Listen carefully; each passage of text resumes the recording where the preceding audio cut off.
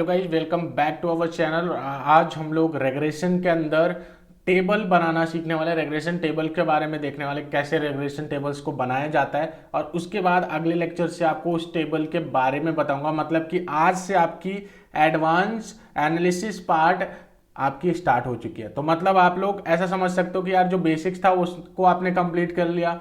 Basics में भी बहुत सारी चीज़ें सीखी, एनालिसिस की, विजुअलाइजेशंस की। अब आप लोग रेग्रेशंस के टेबल्स के थ्रू भी विजुअलाइजेशन और एनालिसिस आप कर सकते हैं। विजुअलाइजेशन नहीं, विजुअलाइजेशन तो आपको ग्राफ बनाकर करना पड़ता है। तो रेग्रेशंस के टेबल्स को एक बार आप गेट कर पाएंगे, उसके बाद आप आराम से जो भी एनालिसिस है वो सारी चीज़ें कर सकते हो। तो ये हम लोग लेक्चर 16 के अंदर है ना। तो ये हमारा एडवांस पार्ट भी है। तो चलो अच्छे से देखते हैं पहले रेग्रेशन टेबल्स क्या होता है, किस तरीके से बनाते हैं। तो पिछले वाले क्लास में आप लोग ने देखा होगा कि यार एक लीनियर रेग्रेशन की लाइन हमने बनाई थी, जो कि हमारे इस मैट वाले के अंदर था, है ना।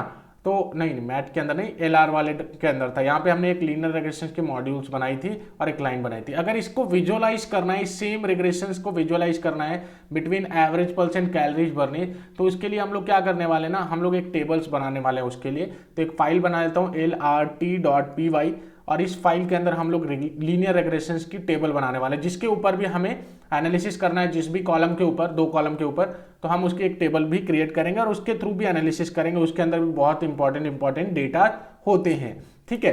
तो उसको बनाने के लिए आपको क्या करना है ना, आपको देखो जो भी SCI/PY मॉड्यूल्स है उसको तो आपको इंस्टॉल करके ही रखना है अपने पाइथन के अंदर। उसको मैंने बता रखा है कैसे इंस्टॉल करना, पिप इंस्टॉल SCI/PY, है ना। उसके बाद आपको देखो यहाँ पे सबसे पहले तो अपने डेटा को प्रिपेयर करना होता है। तो डेटा को प्रिपेयर करने का हम लोग ने बना रखा है, पढ़ रखा है। तो हम लोग सिंपली इसको यहाँ से कॉपी पेस्ट करने वाले हैं। इसके बाद आपको बस एक मॉड्यूल्स की ज़रूरत है, आप उसको इंपोर्ट कर लो, ठीक है। इंपोर्ट करना है स्टैट्स मॉड्यूल को, जो भी आपका स्टैट्स मॉडल्स है। यहाँ पे देखो स्टैट्स मॉडल, ये स्टैट्स के अंदर ही आता है, SCI/PY के अंदर ही आता है ये मॉडल भी। तो हमें इस मॉड्यूल को इंपोर्ट कर लेना है, लेकिन इस मॉड्यूल को नहीं, इसके अंदर एक और फार्मूला मॉड्यूल है, उसके भी अंदर एक API मॉड्यूल आता है आपका, इसको इंपोर्ट करना है। मतलब API को इंपोर्ट करना था स्टैट्स मॉडल्स फोल्डर के अंदर, फार्मूला फोल्डर के अंदर API मॉड्यूल्स को आपको इंपोर्ट करना था एज SMF लिखते हैं हम लोग। SMF इसलिए कि स्टैट्स मॉडल्स फार्मूला, है ना। तो SMF इसको शॉर्ट फॉर्म में हमने लिख लिया। नाउ अब ये प्रिपेयर्ड होने के बाद हमें एक मॉडल्स क्रिएट करना है। देखो यहाँ पे बहुत सारी चीज़ें डाउट्स में आएंगी आपको, लेकिन आपको घबराना नहीं है, अगले लेक्चर्स में आपको समझ में आ जाएगा सारी चीज़ें। अभी हमने SMF से OLS मेथड को देखो कॉल किया है, ठीक है। OLS मेथड आपका एक मेथड है जिसके अंदर आप बना रहे हो, अपना एक मेथड बनाते हो। OLS में देखो LS का मतलब अभी बताता हूँ, और बाकी आपको जब टेबल्स के बारे में समझाऊंगा ना तो ये सारी चीजें समझाऊंगा कि क्या आता है टेबल्स के अंदर, कैसे आता है। तो OLS एक मेथड है। लीस्ट स्क्वायर आपने पढ़ा होगा रेग्रेशन के अंदर, मैंने बताया था। लीनियर रेग्रेशन जो मेथड है, जो एल्गोरिदम है, वो लीस्ट स्क्वायर के ऊपर काम करता है। मतलब वो जो डॉट्स के डिस्टेंस होते हैं उसके स्क्वायर सबसे कम होने चाहिए, उधर ही लाइन शिफ्ट होती है, ठीक है। तो वो लीस्ट स्क्वायर मेथड पे काम करता है। ये मैंने लीनियर रेग्रेशन के अंदर बता रखा है। चलो अब हम लोग क्या करते हैं ना, अब हम लोग किसके बीच में बनाने वाले हैं, तो भैया डेटा हम लोग को ओपन कर लो। हमको बनाना है कैलोरीज बर्नेज और एवरेज पल्स के बीच में। तो कैलोरीज बर्नेज हमारा डिपेंडेंट वेरिएबल है, इसको हम लोग सबसे पहले कॉपी करेंगे और यहाँ पे पेस्ट कर लेंगे। डिपेंडेंट वेरिएबल सबसे पहले आएगा। उसके बाद देखो ये सिंबल आपको यूज करना है स्पेस देके, ठीक है।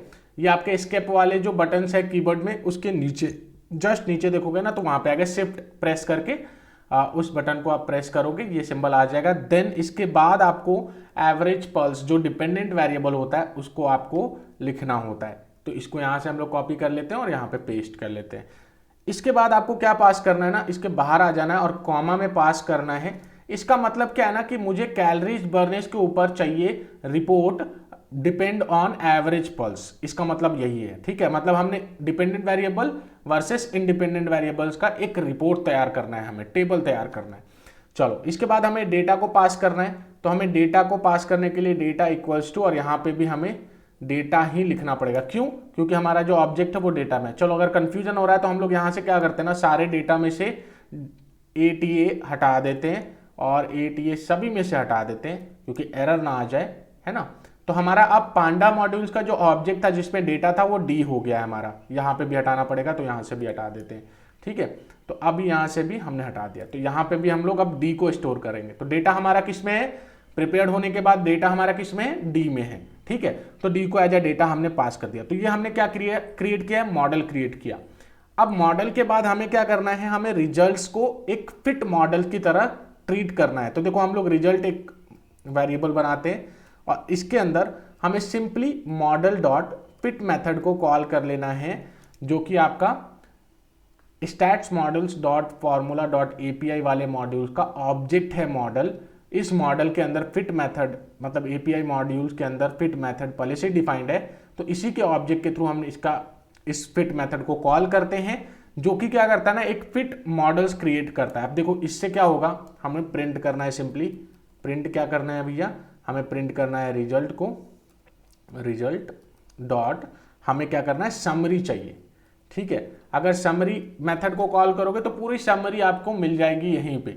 चलो अब हम लोग न्यू टर्मिनल्स में आते हैं, और न्यू टर्मिनल्स में ये क्योंकि पूरा एक देखो टर्मिनल को बहुत जरूरी है हमें, देखो टर्मिनल यहाँ पे इसलिए इतना बड़ा चाहिए ना कि पूरा मॉडल हम लोग एक तरीके से देख सके। और हमारा फाइल का नाम था ltr.py, देखो यहाँ पे मैं फिर से दिखा दे रहा हूँ, इसको कट कर देता हूँ, देखो ltr.py यहीं पे हमने बना रखा है। तो टर्मिनल को फिर से ओपन कर लेते हैं, और ये पूरा बिग इसीलिए कर दिया गया कि आपको समझ में आ जाए, है ना, पूरा एक साथ ही दिख जाए पूरा टेबल।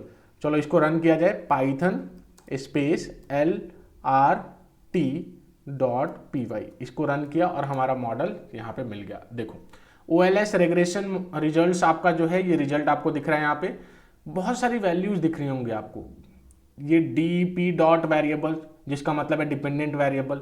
मॉडल आपने कौन सा बनाया, OLS मॉडल बनाया।